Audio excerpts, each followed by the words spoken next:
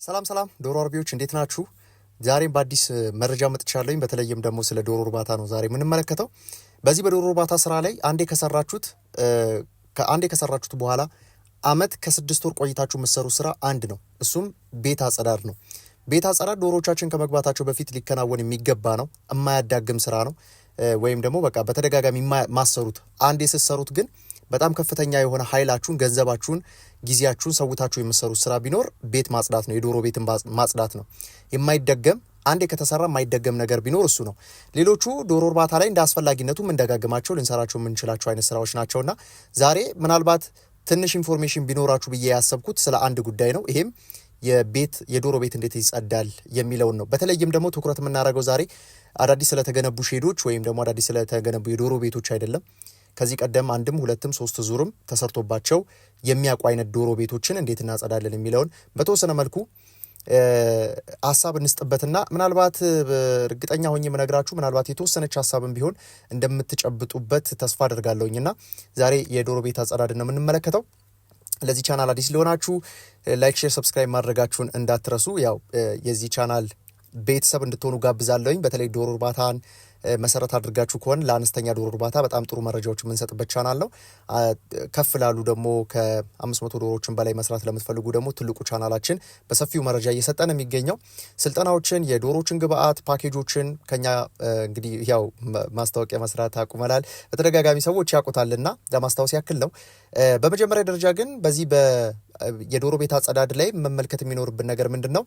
እነዚህ ፓቶጂኖች ጥገኛ የሚሆኑባቸው ወይም ደግሞ የበሽታ አምጪ ተዋሲያን ህይወታቸው እንዲረዝም ወይም ደግሞ ላይፍ ሳይክላቸው እንዲረዝም እንዲቀጥል ከሚያደርጉ ነገሮች ውስጥ እንመለከታለን። እነዚህ አንድ ዶሮ ናቸው፣ ሁለተኛ ኩስ ነው። ስለዚህ በመጀመሪያ የምናወጣው የዶሮችን ኩስና እንዲሁም ደግሞ የዶሮ ኩስና ዶሮችን ራሳቸውን እናወጣለን ማለት ነው። ይሄ ካልወጣ ዶሮች እያሉ አንድ ምንሰራው ስራ ራሱ ውጤታማ አይሆንም። ለዶሮችም የሚመከር አይነት ስራ አይደለም እየሰራን ያለ ነው። ስለዚህ ዶሮች መውጣት አለባቸው። ሁለተኛ አንዳንድ ሰዎች ኩሱን ሳያወጡ ስራውን ማጽዳት ስራውን ኬሚካል ርጭቱን ምናምን ሲሰሩ ይታያልና ቤቱ በአግባቡ ሳይታጠብ ሳይጠረግ የሚሰሩ ሰዎች አሉና ያ በጣም ስህተት የሚባል ነው። ምንም ዝም ብለን እያደረግነው ነው እንጂ ስራው እየተከናወነ አይደለም ወይም የምንፈልገው ነገር እየተሰራ አይደለም ማለት ነው። ስለዚህ የመጀመሪያ ኩሳችንን እናወጣለን። ዶሮዎቻችን ኩስ እናወጣለን። ከዛ ዶሮዎችን እናወጣለን። ያው ዶሮች ከተሸጡ በኋላ ወይ አርጅተው ሊሆን ይችላል ወይ ደግሞ ሌላ ባች ለማስገባት ሊሆን ይችላል። ከዚህ ቀደም ሌላ ሰው ሰርቶበት ሊሆን ይችላል። ማውጣት አስፈላጊ ነው። ከዛ ኩሱ ከወጣ በኋላ በመጀመሪያ ደረጃ አዋራ ማንሳት አስፈላጊ ነው። ደስተር ካላችሁ ወይም ደግሞ እኛም እንደምንጠቀመው አይነት ማሽን ካላችሁ ወይም ደግሞ እነዚህ በከፍተኛ ፕሬዠር የሚሰሩ አይነት ፓምፖች ካሏችሁ በፓምፖችን መጠቀም ትችላላችሁ። አዋራውን ማንሳት ካልሆነም ደግሞ መጥረግ። ብዙ ጊዜ አዋራ ማንሻ ማሽኖች የምትጠቀሙ ከሆነ እናንተ ልደርሱባቸው የማትችሏቸው አይነት ቦታዎችን በደንብ ሙልጭ አድርገው ያወጡታል። እዛ ውስጥ ነው በቃ በሽታ አምጪ ተዋሲያን የሚባሉት እንደነዚህ አይነት ቦታዎች የሚቀመጡ ናቸው። ጥጋጥጎችን ፈልገው የሚቀመጡ አይነት ነገሮች ናቸውና በቀላሉ ማግኘት የማንችላቸውን ቦታዎች ያነሱላቸዋል። ስለዚህ ደስተሮችን ወይም ደግሞ እንደዚህ ሃይ ፕሬዠር ፓምፖችን መጠቀም ይቻላል ማለት ነው። ከዚህ በተጨማሪ ኢንሴክቲሳይዶችን አንድ ዙር ይረጫል። ይሄ ከተረጨ አዋራው ከተነሳ ከተጠረገ በኋላ እነዚህ ለተሳቢ እንስሳቶች፣ ለነፍሳቶች፣ ለጥገኛ ነገሮች የሚሆን አይነት አንድ ኬሚካል ይረጫል። ይሄም ደግሞ ምንድነው ጥቅሙ? ሳናጥበው በፊት ነው ይህንን የምናደርገው። ስለዚህ ቤቱ ከተጠረገ በኋላ አንድ ጊዜ ኬሚካል ርጭት እናደርጋለን። ይሄም ኬሚካል የሚጠቅማችሁ ደግሞ ለነዚህ እንሸራሪት መሰል ነገሮች እንዲሁም ደግሞ ሸረሪት፣ ከዚህ በተጨማሪ የተለያዩ ተሳቢ እንስሳቶች እነዚህ ሊያጠፍላችሁ ጥገኙ በሽታ ተሸካሚዎች ናቸው ብለን የምናስባቸው ሁሉ እንዲያጠፋላችሁ አንድ ዙር ኬሚካል ይረጫል። ከዚህ በተጨማሪ ደግሞ አንድ ጊዜ ሂት ትሪትመንት ቢደረግለት እዚሁ ላይ ኬሚካሉ ከተረጨ ከ24 ሰዓት በኋላ ሂት ትሪትመንት ቢደረግለት ወይም ደግሞ ልክኛ እንደምናደርገው ፍሌም ቢደረግ ወይም ደግሞ በእሳት ቤቱ ቢቃጠል በጣም ኢፌክቲቭ የሚባለው በቃ ምንም አይነት ኬሚካል ሳትጠቀሙ በዚህ በእሳት ብቻ ወይም ደግሞ በከፍተኛ ሙቀት ብቻ ቀጥታ ከጥቅም ውጭ የምታደርጉት አይነት የበሽታ ምንም አይነት በሽታ ቢኖር የመግደል አቅም ያለው ከውጭና ከውስጥ ጥገኛን ጨምሮ እስከ ቫይራል የሆኑ ዲዞች ሙሉ በሙሉ ከጥቅም ውጭ የሚያደርጋቸው ወይም ደግሞ ላይፍ ሳይክላቸውን የሚያቋርጠው አንድ ሂት ትሪትመንት ወይም ደግሞ ፍሌም ማድረግ ነው፣ በእሳት ማቃጠል ነው። ይህን የምታደርጉ ከሆነ በጣም ጥሩ ስራ ሰራችሁ ማለት ነው። ይህንን ማድረግ የማትችሉ ወይም ደግሞ የዚህን አክሰሱ የሌላችሁ ሰዎች ደግሞ ካላችሁ አንድ ዙር ለጥገኛ ወይም ለነዚህ ለበራሪ ነገሮች ወይም ደግሞ ለበሽታ ተሸካሚዎች የሚሆን አንድ ኬሚካል ከረጨን በኋላ በደንብ አድርገን ቤቱን መጥረግ፣ ማጽዳት፣ ማጠብ ነው። ስናጥብ ማድረግ ያለብን ነገሮች አሉ። ስናጥብ ብዙ ጊዜ ዝም ብለን ለብ ሳይሆን ማጠብ ማለት በነገራችን ላይ አንድ ቤት ካልታጠበ ወይም ደግሞ ንጽህናው ካልተጠበቀ ወይም ደግሞ እነዚህ ጥገኛ ሊሆኑባቸው የሚችሉ ነገሮች ለምሳሌ ኩስ ነው በብዛት የቂጣ ኩስ ካለ ላባዎች ካሉ አንዳንድ ነገሮች ካሉ በሽታው እንዳልወጣ መቁጠር አስፈላጊ ነው። ለምን እነዛ ላይ ስላለ ማለት ነው። እነሱን የማጽዳት የማውጣት ስራ ነው እየሰራን ያለ ነው። ስለዚህ ከዚህ ጋር ተያይዞ ዲተርጀንቶችን ተጠቅማችሁ ላርጎችን በረኪናዎችን ተጠቅማችሁ በደንብ አድርጋችሁ ሙልጭ አድርጋችሁ ታጸዱታላችሁ። ከዛ በመቀጠል የምትሰሩት ስራ የሚሆነው ምንድነው? ያንን አለቅልቃችሁ ቤቱን ንጹህ ማድረግ መጀመሪያ የረጨነው ኬሚካል አለ በላው ላይ ነው ፍሌም ያደረግነው በላው ላይ ነው። እንደገና ደግሞ በዲተርጀንቶች ያጠብነው ማለት ነው። እሱን ሁሉ በንጹህ ውሃ ሙሉ በሙሉ ቤቱ ይለቀለቃል ወይም ደግሞ ንጹህ ይሆናል። ታጸዱታላችሁ ማለት ነው። ከዛ በመቀጠል አንድ ጊዜ ቤቱ ቢዘፈዘፍ ጥሩ ነው። ይሄ ለመዘፍዘፍ የሚጠቅማችሁ ቤቱን ለመዘፍዘፍ እቃዎቻችሁን ለመዘፍዘፍ ጥቅሙ ምንድን ነው? ጊዜ ካላችሁ ማለት ነው። አሁን ዶሮዎቻችሁ ለመግባት ጊዜ ካላቸው ገና ከሆኑ ቀናቶች የሚቀራቸው ከሆነ ወለሉንም ግድግዳውንም እቃዎቻችሁንም እንዳለ ቢዘፈዘፉ በጣም ጥሩ ነው። ለ24 ሰዓት ያክል መዘፍዘፉ በጣም የተሻለ ነው። በተለይም ደግሞ የውሃ መስመሮች የውሃ መጠጫዎች እነዚህ ባዮፊልም የሚባሉ አሉ ጥቃቅን የሚባሉ ባክቴሪያዎች የሚከማቹባቸው በአይን ልናያቸው የማንችላቸው በተለይ በዚህ በአልጌ መሰል ነገሮች ውስጥ ተጣብቀው የሚቀሩ ውሃ በከተትንበት ቁጥር ግን ለዶሮቻችንን ሊበክሉ የሚችሉ በበሽታ ሊያስይዙ የሚችሉ አይነት የበሽታ አስተላላፊ ተዋሲያን አሉና እነዚህን ለማጥፋት ያው የውሃ መስመሮችን ለማጽዳት ምናምን ክሎሪን በጣም የሚጠቀስ አይነት ኬሚካል ነው። ሌሎችም አሉ በእርባታ ላይ የምንጠቀምባቸው እነሱን መጠቀም ይቻላል። ከዚህ በተጨማሪ ታዲያ የውሃ መስመሩን ምናልባት አውቶማቲክ ድሪንከር ካላችሁ ያንን ላይኑ የውሃ መስመሩ እንዳለ መጸዳት መቻል አለበት። ይሄም ደግሞ የውሃ መስመር ለ24 ሰዓት ያክል ኬሚካል ውስጡ ላይ ሆኖ ለምሳሌ ፒፒአሮች ሊሆኑ ይችላሉ፣ የተለያዩ ሆዝ ነገሮች ሊሆኑ ይችላሉ፣ ወይም ደግሞ ጎማ ነገሮች ውሃ የሚተላለፍባቸው መንገዶች እንዳለ ኬሚካሉ እነሱ ውስጥ ሆኖ ለ24 ሰዓት ያክል ይቆይና ከ24 ሰዓት በኋላ በንጹህ ውሃ እንደገና ይታጠብና እንደገና ደግሞ መልሶ አሁንም በንጹህ ውሃ ይለቀለቅና እንደገና ደግሞ ደረቅ እንዲሆን ይደረጋል። ይሄ ማድረቃችን ምንድነው ጥቅሙ? አንደኛ ይሄ ኬሚካሉን ሙሉ በሙሉ ኮንታሚኔት እንዳያደርግ ከዶሮዎቻችን ጋር ኮንታሚኔት እንዳያደርግ ለማድረግ ከዚህ በተጨማሪ ደግሞ ፓቶጂኖችንም ለመድገም ማድረቅ ራሱ እቃዎችን ማድረቅ በአየር ዝውውርም ሊሆን ይችላል። እንዲሁም ደግሞ የፀሐይ ብርሃንን ተጠቅመን ማድረቅ ራሱ በኋላ ላይ እንመለከተዋለን። ከፍተኛ በናቹራል በሆነ መንገድ ደግሞ ዲስኢንፌክት የምናደርግበት አይነት መንገድ አንደኛው ፀሐይ ብርሃንና የአየር ዝውውር ነው። እነዚህን ከግምት ውስጥ ማስገባት አስፈላጊ ነው። ስለዚህ የውሃ መስመሮቹን ማጽዳት፣ ወለላችንን መዘፍዘፍ፣ ግድግዳዎቻችንን ጣሪያዎቻችንን ለ24 ሰዓት ያክል ይዘፈዘፍና እንደገና ደግሞ መልሶ ይጸዳል ማለት ነው።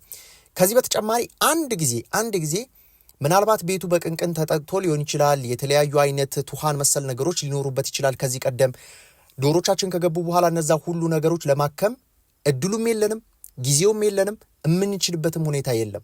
ዶሮች ከገቡ በኋላ እነዚህ ሁሉ ኬሚካሎች አንጠቀማቸውም። እንዳልኳችሁ ነው። አንዴ ከሰራን ከዓመት ከምናምን በኋላ የምንሰራው ስራ ነው።